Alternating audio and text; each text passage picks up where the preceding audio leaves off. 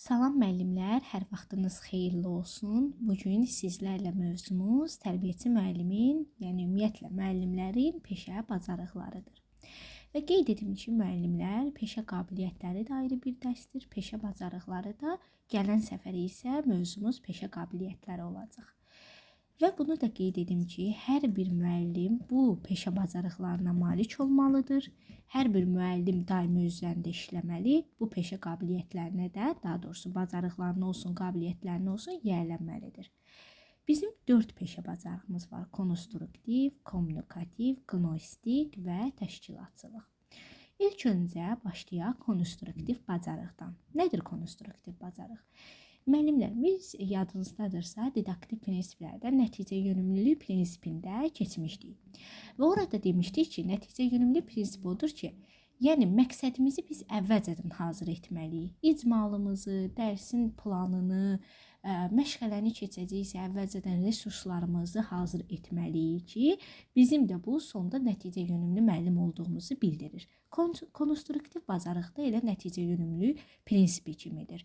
Yəni, bir müəllim əgər həqiqətən də proaktiv müəllimdirsə, əvvəlcədən planını hazırlayacaq, əvvəlcədən işlərini görəcək. Tutaq ki, mənim sabah bir məşğələm var, olsun fəsillər məşğələsi. Mən əvvəlcədən planımı hazır edirəm, icmalımı yazıram, daha sonra resurslarımı əvvəlcədən hazır edirəm və mən konstruktiv bir müəlliməm. Və qısa aydınlama da verim ki, proaktiv, reaktiv müəllim nədir? Əgər bir müəllim daim, yəni məsələn işlərini əvvəlcədən hazır edirsə, işlərini yerinə qoyursa, qarşıya çıxacaq problemləri həll edirsə, bu müəllim proaktiv müəllimdir. Yəni bir növ müsbət hal sayılır.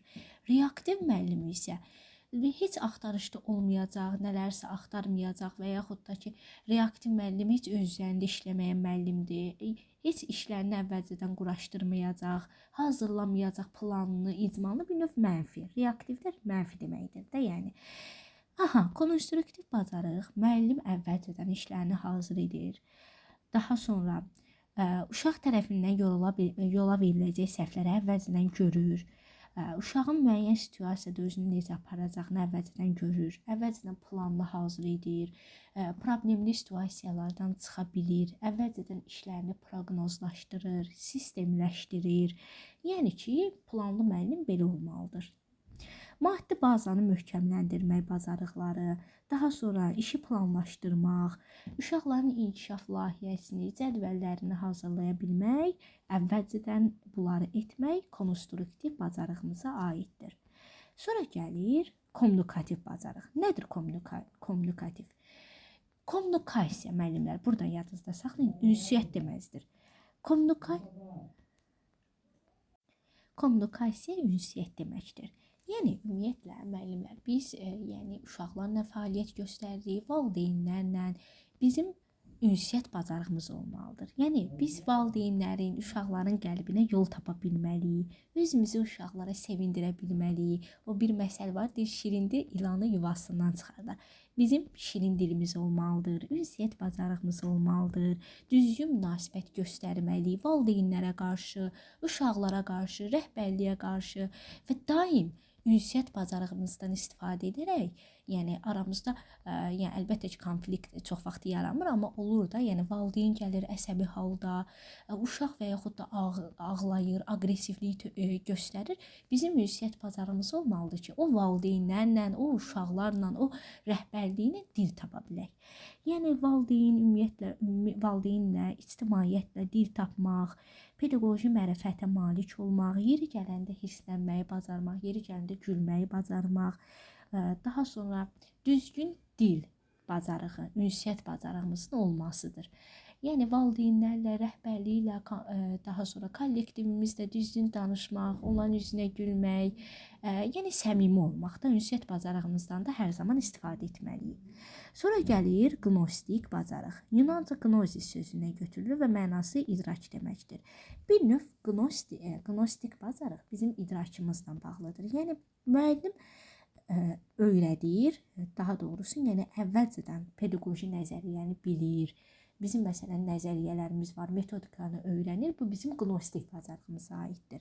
Yəni ondan yaradıcı şəkildə istifadə edirik daha sonra. Özünün və yoldaşlarımızın təcrübəsini ümumiləşdiririk. Tutaq mən bir yenisə nəyi məlumatı öyrənmişəm, mən gedirəm onu kollektivimlə bölüşürəm. Yəni bu mənim qnostik bacarığımdır. Daha sonra uşaqların psixologiyasını öyrənirəm. O psixologiyaya əsasən onlara məsələn məşğələ olsun və yaxud da ki özümü izah edirəm uşaqlara. Bu mənim qnostik bacarığımdır. Daim yenilikləri öyrənmək, metodikanı öyrənmək, uşaqlar üzərində tətbiq eləmək müəllimin qnostik bacarığıdır. Bir sözlə pedaqoji prosesləri, nəzəriyyələri, yəni bilmək qnostik bacarıqdır. Sonra gəlir təşkilatçılıq bacarığı. Təşkilatçılıq bacarığı nədir müəllimlər? Biz məsələn bayram tədbirləri olsun və yaxud da ki şənliklər olsun, bayramlar olsun, burada uşaqlara rol verə bilirik. Yəni vaxtımızı düzgün sərf edirik. Yəni ki, məsələn tutaq ki bir nağıl keçirik və burada uşaqlara bir rol veririk. Birinə məsələn tutaq ayı rolunu veririk, birinə məsələn qırmızı papaq rolunu veririk. Yəni bir növ uşaqlar arasında bölüşdürürəm. Təşkilatçılıq bacaram var. Uşaqları ictimai işlərə cəlb edirəm. Daha sonra uşaqların yaşlarına uyğun onlara rol verə bilirəm.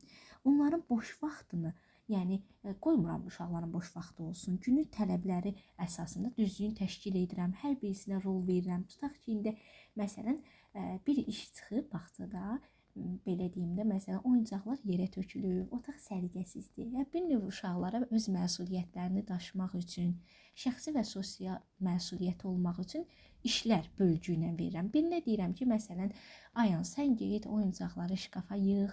Məsələn, Emin, sən stolun üstünü səliqəyə sal, kağızlar yerə tökülüb, onu zibil qabıya at. Bir növ həmin uşaqlara iş verirəm.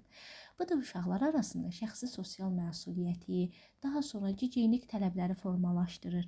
Yəni təşkilatçılıq bacarığı müəllimlər bir sözlə uşaqlara vəzifə, bölgü vermək, uşaqların boş vaxtından səmərəli istifadə edərək onlara şəxsi sosial məsuliyyəti artırmaqdır.